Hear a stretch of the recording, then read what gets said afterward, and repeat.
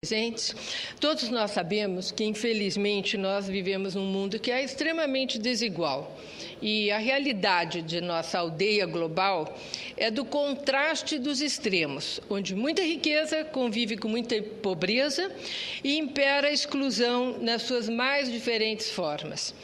O Banco Mundial, por exemplo, nos mostra que enquanto os 20% mais ricos consomem 76,6% da produção mundial, os 20% mais pobres se beneficiam de apenas 1,5%. Olha a proporção, 76,6 para 1,6. Por isso, a desigualdade econômica e social, ela deve ser atacada como a mais perigosa doença da qual todos os males derivam, como a fome e a pobreza. E o problema é que essa doença parece estar se tornando uma epidemia. Uma das lições da recente crise financeira mundial é de que nenhum país está totalmente protegido contra essa doença social. Por exemplo, nós presenciamos, e foi uma surpresa triste, ruim, o processo de empobrecimento das consideradas sociedades ricas europeias. Nos 5 anos que se seguiram à adoção do euro, nós vivemos a ilusão de que a desigualdade poderia ser resolvida por esse remédio da União Monetária. Realmente nós vimos recursos gigantescos saírem dos países mais ricos, como a Alemanha, a França, a Itália, indo para os mais pobres, como Irlanda, Portugal, Grécia, e foi gerando um desenvolvimento aparentemente bastante grande, né? Mas, na verdade, por total indisciplina fiscal nesses países, a crise ocorreu. O que eu quero dizer? Os empréstimos, os investimentos, é uma coisa ótima, foi muito bom que tenha ocorrido. Mas esses países usaram esses empréstimos para especulações de todo tipo, imobiliárias, bolhas, aumento de preços, e o que ocorreu é hoje que nós estamos vendo 20%, uma quantidade enorme de 20% em algum desses países trabalhadores desempregados e migrarem para numa situação terrível, né? E hoje muitos migrantes que tinham ido trabalhar nesses países estão numa situação ainda pior. Embora a Europa parecesse viver um momento de pujança para quem estava só olhando lá de fora, né, e que todas as desigualdades estivessem rumando para uma solução, a crise de 2008 nos fez perceber quão frágil e efêmera era essa situação. Então, nesses países hoje endividados, com enorme desemprego, incapazes de cumprir os seus compromissos e uma realidade econômica que talvez exija dos cidadãos europeus um sacrifício extraordinário, nós estamos percebendo que a desigualdade, né, ela não pode ser resolvida por instrumentos macroeconômicos. A desigualdade exige uma ação social duradoura, focada nas pessoas e nas famílias. Porque tem outro exemplo que eu achei muito interessante nessa direção, que é o caso norte-americano. Recentemente eu li um artigo do professor Paul Krugman, que é Prêmio Nobel de Economia, e ele fala exatamente desse ponto. A sociedade americana sempre acreditou muito no sonho americano, no jeito americano, American Way of Life e tal. E segundo essa ideia, bastava garantir a igualdade de oportunidades para todo mundo, que o resultado ia ser uma sociedade mais justa. Aqueles que trabalhassem duro, né, tivessem competência, eles venceriam e alcançariam o sucesso. Era a sociedade da perfeita mobilidade social, onde até o integrante da menor das minorias poderia alcançar o Éden social.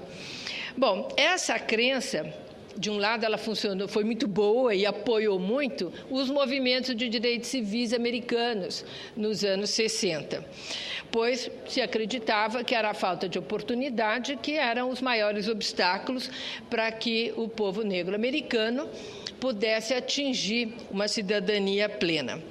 E que o fim da exclusão social e de gênero libertaria as pessoas para ocupar o seu lugar de direito na sociedade.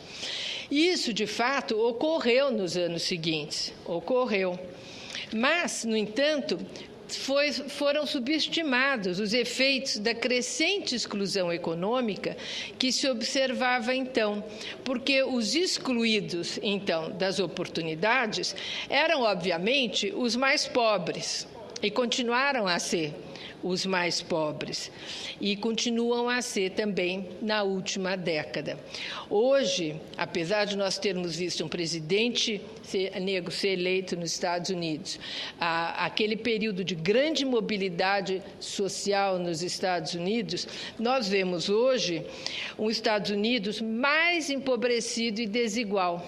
Na década de 80, os 20% dos americanos mais ricos detinham 44% da renda, contra 4% dos mais pobres. E hoje, em 2010, nós temos os 20% mais ricos já concentram 50,2% da renda. Quer dizer, de 44% já foi para 50%.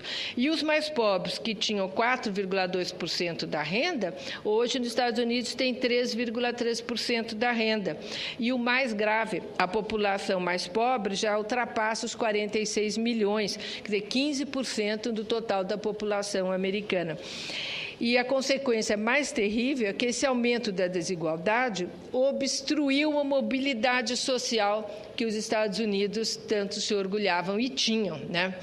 Então, os estudos recentes, comparando os países mais desenvolvidos, eles mostram que em países com estados de bem-estar social consolidados, como a Dinamarca, a Noruega, a mobilidade social é mais que o dobro que em países como os Estados Unidos e o Reino Unido. Isso reforça a tese, e aí que é muito importante, que uma política pública social bem focada, atacando diretamente a desigualdade e a pobreza, é que fazem a diferença numa sociedade. Não é só abrir a oportunidade, que a oportunidade, os que estão excluídos não vão conseguir dar conta dessa diferença de desigualdade que o país vive. Também não se trata só de gasto social, porque, curiosamente, o gasto social do governo americano não é baixo, cerca de 16% do PIB. Ocorre que o gasto público per se, sem programas públicos consistentes, acaba inócuo.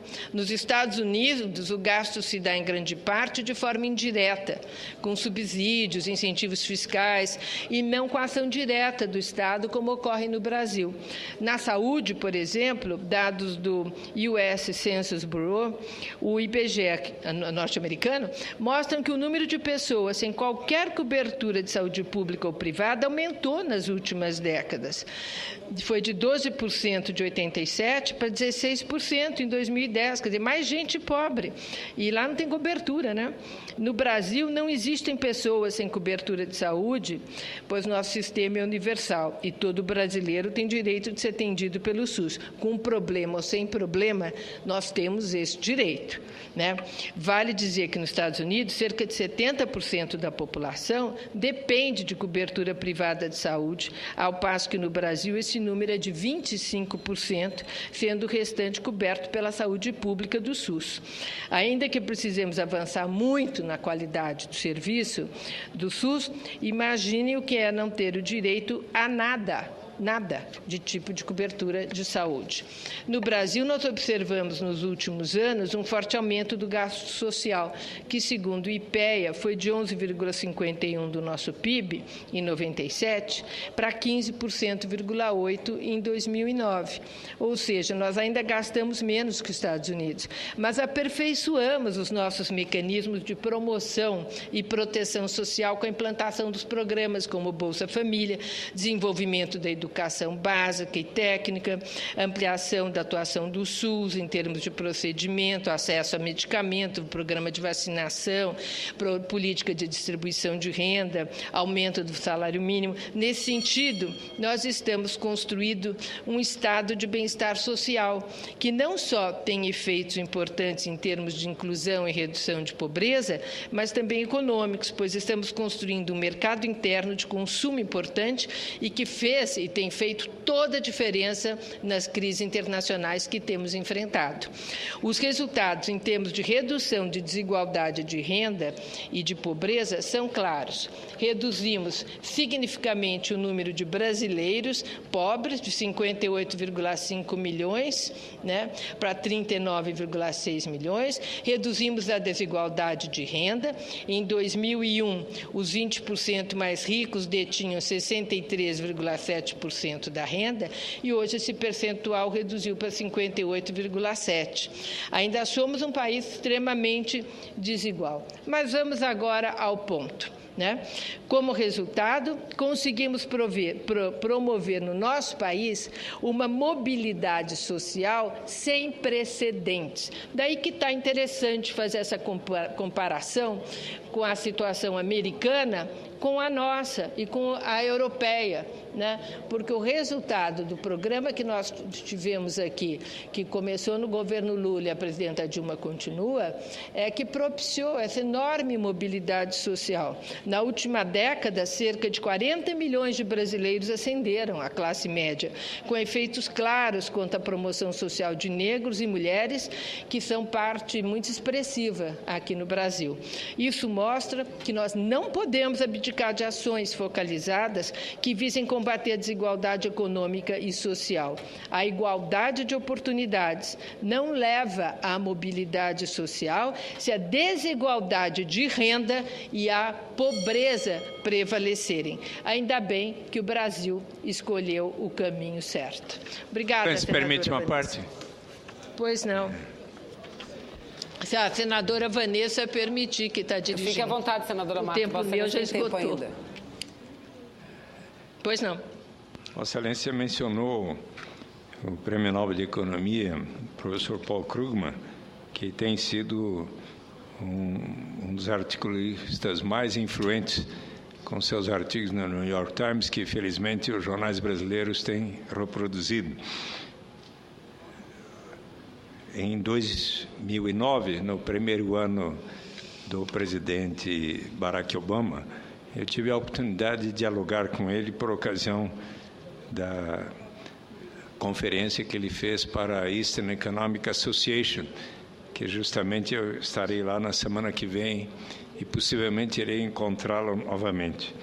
Estava se iniciando o governo Barack Obama e eu perguntei a ele, que tinha acabado de recomendar a todos os economistas que fizessem a releitura dos livros de John Maynard Keynes e do pós-keynesiano James Tobin. E eu, então, perguntei a ele, já que ambos haviam sido propugnadores de uma renda básica incondicional, o que ele achava. E a resposta dele foi, olha, a primeira prioridade que eu avalio seja importante agora é que venhamos a instituir, como o presidente Barack Obama iniciou logo de pronto no seu governo, um sistema de saúde público para todos os norte-americanos. E essa foi uma meta que Barack Obama tem levado adiante. Mas ele disse que via como muito importante que, e ele dizia que tem toda a simpatia para que tenhamos no horizonte a instituição de uma renda básica para todas as pessoas incondicionalmente. Então, queria registrar que também este grande economista coloca isso como uma perspectiva muito importante. Meus cumprimentos a Vossa Excelência. Obrigada, senador Suplicy, pela parte. E agradeço a senadora.